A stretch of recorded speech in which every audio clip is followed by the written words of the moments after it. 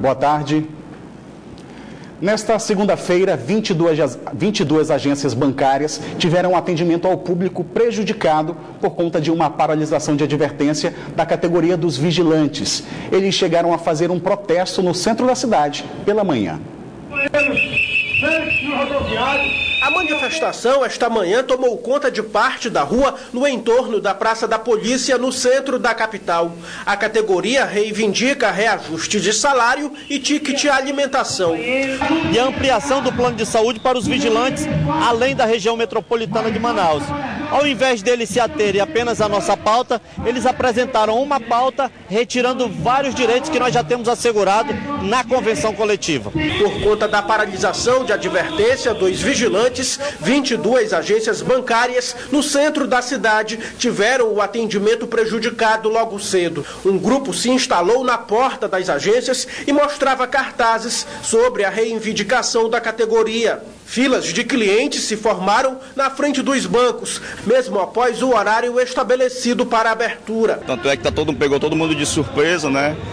Todo mundo tem seus direitos de reivindicar, mas por outro lado a gente fica naquela expectativa, né, de resolver logo a situação e chega para efetuar, resolver algum tipo de problema e encontra essa dificuldade, né? Eu já tenho 72 anos e tenho problema de coluna, problema de perna, e eu fico em pé, né?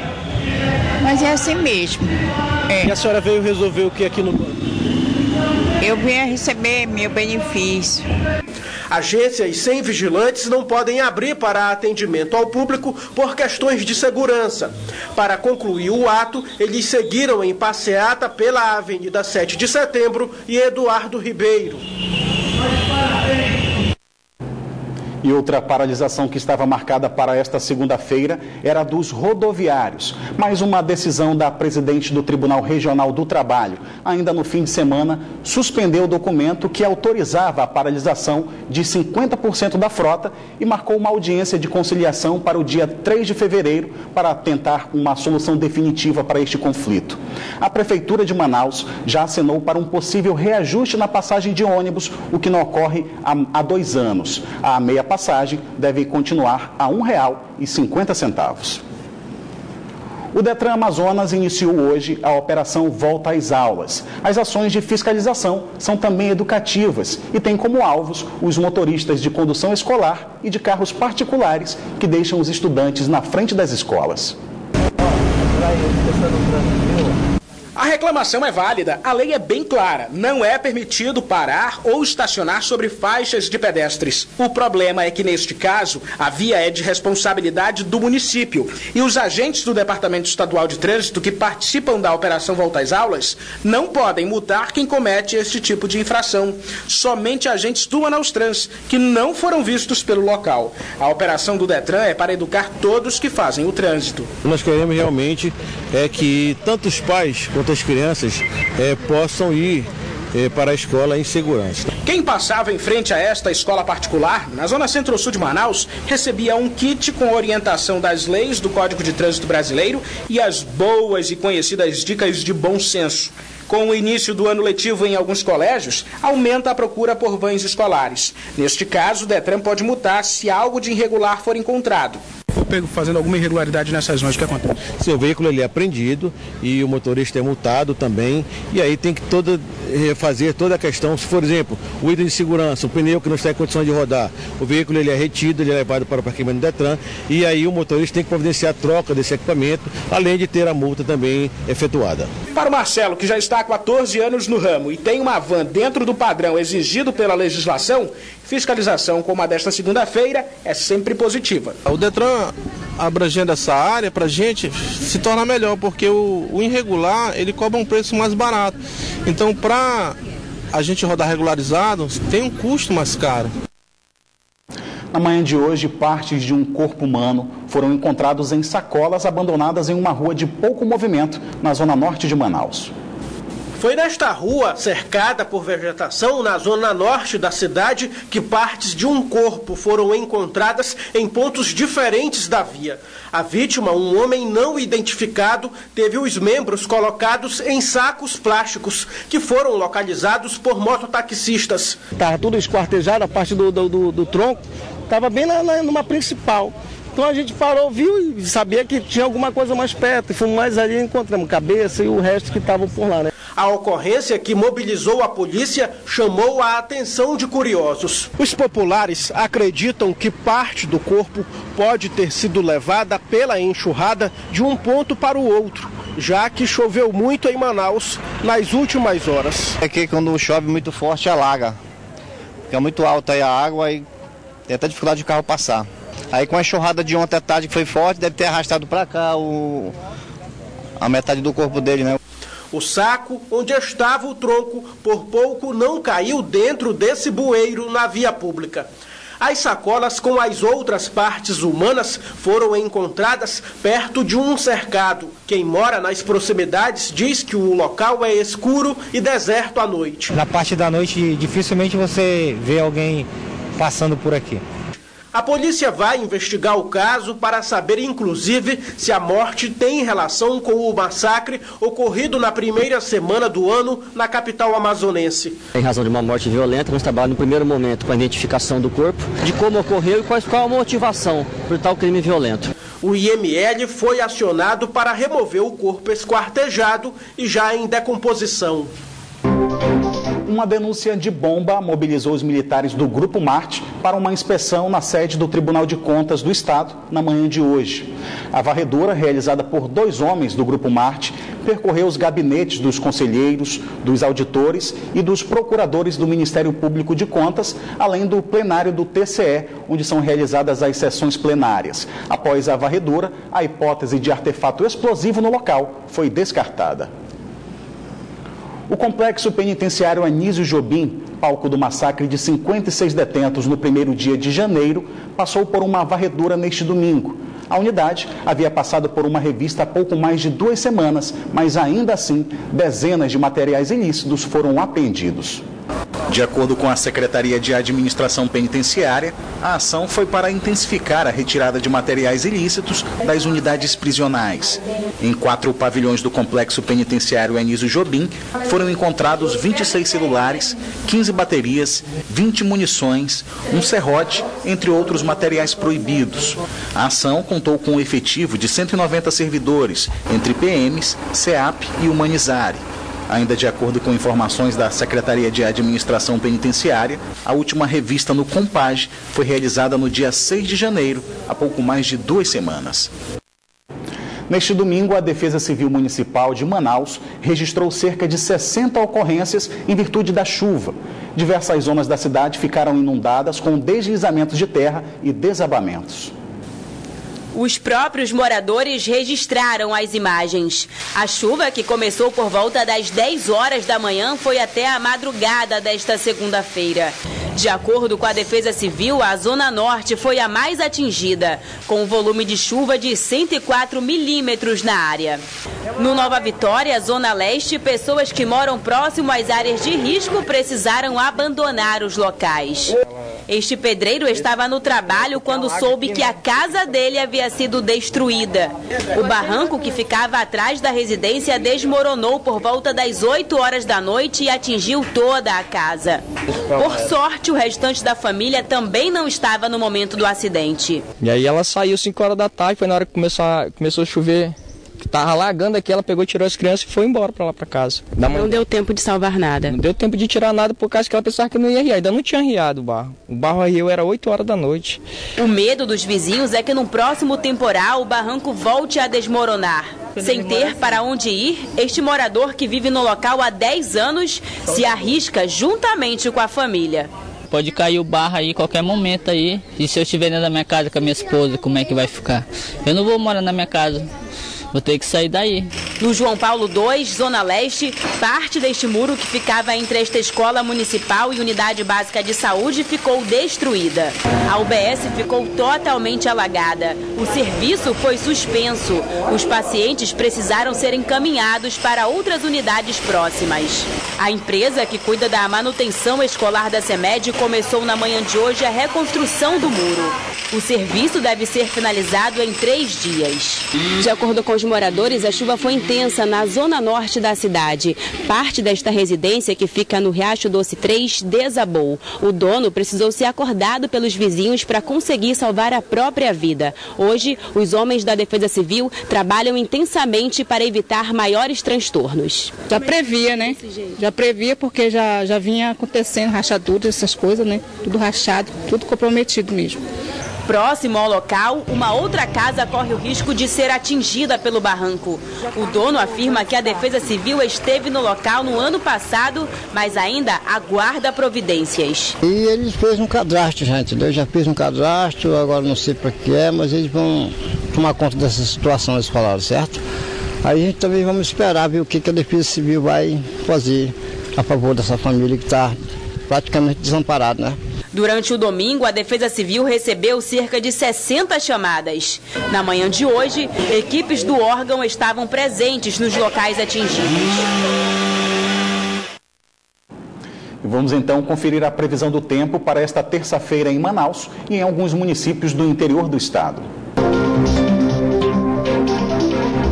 Em Manaus, a previsão é de sol entre nuvens com chuva fraca. As temperaturas variam entre 24 e 31 graus. A mesma previsão para o município de Coari, onde as temperaturas variam entre 25 e 30 graus. Em Boca do Acre, a previsão é de muitas nuvens com pouca chuva, mínima de 24 e a máxima não passa dos 30 graus. Em Borba, o tempo fica encoberto. As temperaturas variam entre 24 e 29 graus. Diante da crise financeira, algumas empresas que têm a conta de energia elétrica acima de R$80 mil podem migrar para um sistema de fornecimento privado que gera economia de até 25%. E com isso, alguns empresários do Distrito Industrial já enxergam em um futuro promissor com uma possibilidade de geração de mais empregos. O mercado livre de energia é um segmento que chegou a Manaus depois que a capital teve acesso ao Sistema Interligado Nacional, através do Linhão de Tucuruí. Uma alternativa que vem amenizar o impacto que as empresas estão vivendo. Existem muitas regras para comprar pacotes de energia. A principal delas é que somente empresas podem ter acesso. E detalhe, empresas que pagam uma conta de energia mensal igual ou superior a R$80 mil. No ano passado, em 2015, a média de empresas que migravam para o Mercado Livre estava alguma coisa como 10 empresas por mês. Em 2016, esse número saltou para 192 empresas. Então foi um crescimento muito grande. E funciona assim. As empresas que se enquadram nas regras podem comprar pacotes de energia do Mercado Livre, onde a energia vem direto do produtor e não da concessionária. Aderbal Aragão é um executivo de uma empresa brasileira que participa do Mercado Livre. O consumidor que vai ao Mercado Livre, ele continua utilizando a infraestrutura da distribuidora. Ela simplesmente faz uma mudança contratual da parcela de energia. A energia é contratada de um outro fornecedor. Esse fornecedor, ele pode tratar toda a parte de contratos, onde você pode discutir o preço, o prazo e as demais condições que estão envolvidas nesse contrato. E a estrutura para receber a energia do Mercado Livre muda pouco dentro da empresa. O César, que é diretor desta multinacional instalada no Polo Industrial de Manaus, diz que o processo é até mais burocrático que estrutural. Somente a aquisição é feita de outras localidades, mas a distribuição é feita pela empresa local. Algumas adaptações, como você mesmo disse, foram feitas, adaptações físicas na estrutura. De restante, nenhuma modificação. A fabricante de micro-ondas, televisores e aparelhos de som está há pouco mais de um mês sem consumir energia da concessionária. E não existe arrependimento por aqui. A economia é significativa. Economia a gente estima em torno de 20% a 25%. Tivemos agora uns primeiros meses na qual a gente constatou realmente, efetivamente, que essa economia foi gerada. No Amazonas, 9 empresas entre indústrias e grandes centros de compras estão consumindo energia do Mercado Livre e já tiveram economia de R$9 milhões na conta de luz. A empresa tem 900 funcionários e, como várias outras do Distrito Industrial de Manaus, enfrenta a crise de frente. A solução encontrada para reduzir custos foi o Mercado Livre de Energia. E com os primeiros resultados, já dá para pensar no futuro e pensar, inclusive, em mais contratações. Controlar os seus custos de uma forma mais tranquila, você consegue também acabar passando isso para o produto e, consequentemente, para o consumidor de uma forma geral. Se a gente consegue vender mais, consequentemente, a gente vai contratar mais, a gente vai gerar mais empregos, a gente vai gerar a economia. É claro que não é somente a redução no custo com a energia elétrica que vai tirar as empresas das dificuldades financeiras, mas alivia e muito, garantem os empresários. O presidente do Centro das Indústrias do Amazonas alerta para um detalhe: o contrato com a fornecedora. O risco que tem é você fechar um contrato de 2, 3, 5 anos, que é o máximo que você pode fazer, e aí a energia fornecida pela Eletrobras cair a preços inferiores ao que você acertou no início do contrato. Mas isso é regra de mercado, é pacotes, são riscos que você corre, são pacotes dentro dessa estrutura econômica que nós temos, que o gestor tem que pegar e analisar e ver qual é a melhor decisão para ele. Diminuir custos, aumentar eficiência, sinal positivo na economia das empresas. Logo, isso reflete no ambiente de negócios e no campo de postos de trabalho. Começou nesta segunda-feira em Manaus o agendamento para a castração de cães e gatos no Centro de Controle de Zoonoses. O procedimento é gratuito e faz parte dos serviços oferecidos pela Prefeitura aos donos de animais domésticos. Esta manhã, uma fila se formou no Centro de Controle de Zoonoses da Zona Oeste de Manaus. A procura era pelo serviço de cadastramento de cães e gatos este mês para castração. Toda última segunda-feira de cada mês abre o agendamento para o mês seguinte. Então, não é só hoje. E não é um mutirão, como se está dizendo, é o agendamento para castração. Então, como é uma rotina, amanhã vai ter, depois vai ter, até a gente preencher o número de vagas para o mês de fevereiro. Antes do procedimento cirúrgico, os animais também precisam passar por uma avaliação médica. É indicada a castração de animais para que eles não se reproduzam, certo? Ou seja, aquelas pessoas que não desejam que os animaizinhos tenham filhote, que façam a castração o mais breve possível. Esses animais que são castrados e que não vão mais ter filhotes, vão diminuir a população de animais que são abandonados também. Essa, pelo menos, é a nossa finalidade aqui. O profissional explica ainda sobre a recuperação do animal e também dá dicas para evitar complicações na cirurgia. Os gatos, eles têm maior facilidade de recuperação, tá? Mas mesmo assim tem que ter cuidados, manter uma roupinha cirúrgica, certo? Manter o animal em repouso, da mesma forma cadelas e cães. Além do repouso, a gente recomenda a utilização de colares elisabetanos, que são aqueles abajurzinhos que ficam no pescoço do cão e do gato, tá? Para que eles não consigam lamber o local da cirurgia. Dona Maria resolveu cadastrar os gatos e vai retornar com os animais de estimação no próximo mês para realizar o procedimento. Uma decisão que ela justifica devido à experiência que já teve com os bichos. Deu os 4 que eu tive, bem gordinho, foi embora. Entrou no cio e foi embora. Agora, por isso que a senhora quer fazer com isso que a senhora tem em casa? Vou mandar fazer só para ele ficar em casa. São quantos agora? São 2.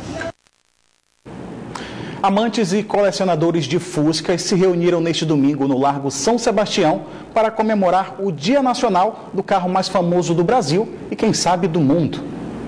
O primeiro amor a gente nunca esquece. A paixão pelo Fusca é antiga e disso a Érica e o Eduardo entendem bem do assunto. O primeiro carro que eu me encantei foi o Fusca. Meu pai teve Fusca, minha família teve Fusca, meu irmão já tinha Fusca, então eu queria um Fusca. E apareceu um Fusquinha vermelho na minha vida que foi a minha paixão. Viemos conhecer os carros, prestigiar o evento e também temos um amigo aqui que está expondo o carro dele, então a gente veio prestigiar o evento por causa disso. Pela paixão e para prestigiar os amigos também. O carro mais famoso do mundo é tão apaixonante que esses pequenos passam horas do dia desenhando modelos de Fuscas. A gente desenha um montão de carros assim antigos, a roda grande. A gente gosta porque eles são diferentes, eles têm assim o sentido próprio deles, que eles têm suas ondulações, eu acho legal. Mais de 80 modelos diferentes de Fuscas foram expostos nesse domingo no Largo São Sebastião. O público chegava, admirava os modelos, mas os flashes não paravam. O Fusca é tão querido que as pessoas não podiam ir embora sem registrar o momento com uma bela foto. Muito lindo, né? Isso aí é para colecionador e quem ama carro, né? Muito carro antigo. E tô curtindo aí. O Fusca chegou no Brasil em 1950 e foi o carro mais vendido do mundo. Hoje, os amantes do famoso Fusca colecionam diversos exemplares do modelo. Estamos comemorando hoje o Dia Nacional do Fusca, a data certa é no dia 20 de janeiro, e muitas das pessoas acham, é o aniversário do Fusca. Na verdade, o aniversário do Fusca foi no dia 3 de janeiro, foi a data da fabricação do primeiro Fusca aqui no Brasil. Mas nós comemoramos no dia 20, o Dia Nacional, é o único carrinho que tem Dia Nacional e Dia Mundial do Fusca, né? Nós estamos em junho também. E nós começamos isso aqui mais ou menos há uns 3 anos atrás e pretendemos comemorar muitos e muitos aniversários e muitos dias nacionais do Fusca também. Colecionar carros antigos virou um hobby para esse empresário. Cada um com uma história diferente. Esse Fusca ele cuida com muito carinho. Um pedido do último dono. Esse carro, por exemplo, eu comprei de uma pessoa que estava doente e queria vender o carro somente para uma pessoa que fosse cuidar. Então a preocupação dele era não descaracterizar o carro. E prometeu para mim, eu prometi para ele que eu ia guardar do carro para ele, ia cuidar. E aí fui restaurando o carro dele, aos poucos, cada viagem, caçando em oficinas velhas, caçando em autopeças antigas. Aí fui montando o carro. Então esse carro levou quase 10 anos para ser montado. É um trabalho de paciência, é uma caça ao tesouro. A nossa vontade agora é ir fazer uma viagem até Manacapuru, aproveitar que aquela estrada está muito boa, está bem asfaltada. Assim que melhorar a estrada, nós vamos até lá. Muito bacana. E se você também é apaixonado por carros antigos, não perca na edição de amanhã, aqui do Band Cidade, uma matéria sobre uma exposição que está em cartaz lá no Aeroporto Internacional Eduardo Gomes. E agora uma dica para quem ainda está de férias. O Fast Club apresentou na tarde de hoje o elenco para a disputa da temporada 2017. O tricolor, atual campeão amazonense, além de defender o título, vai disputar outras 3 competições a nível nacional. O tricolor de aço se apresentou para a temporada 2017 com algumas caras novas. São 12 novos jogadores que vieram para reforçar o elenco, que vai disputar 3 competições nacionais esse ano e mais o Campeonato Amazonense. O primeiro compromisso é no dia 16 de fevereiro, pela Copa do Brasil. A gente manteve uma base do time campeão amazonense desse ano que passou. A gente trouxe algumas peças amazonenses também trouxe umas peças de fora, que a gente já conhecia junto com a comissão técnica, né? A gente, juntando todas as peças, a gente acredita que o elenco tem muita qualidade e vai brigar de igual para igual para tentar conquistar todos os títulos que a gente disputar. O Fast Club é o atual campeão amazonense. O capitão do time já é conhecido da torcida e segue na expectativa para a próxima competição. Fico muito feliz, né, por capitanear uma equipe, né, que não era campeã há 45 anos, né, e eu ter o privilégio de levantar o troféu e trazer uma emoção tão única para esses torcedores, eu acho que eu me sinto muito realizado, né. Então eu espero que isso possa dar liga novamente e que nós possamos representar não só o Fast, mas como o futebol amazonense no geral. Os treinos do rolo compressor começaram hoje e o objetivo é fazer bonito nas 4 competições do ano. O mais importante, é claro, é o acesso à Série C do Brasileirão. Iniciamos os trabalhos hoje, né, um grupo praticamente formado, faltam chegar o Thompson e o Rodrigo. 80% do grupo, basicamente, nós conhecemos, ou seja, os atletas da base.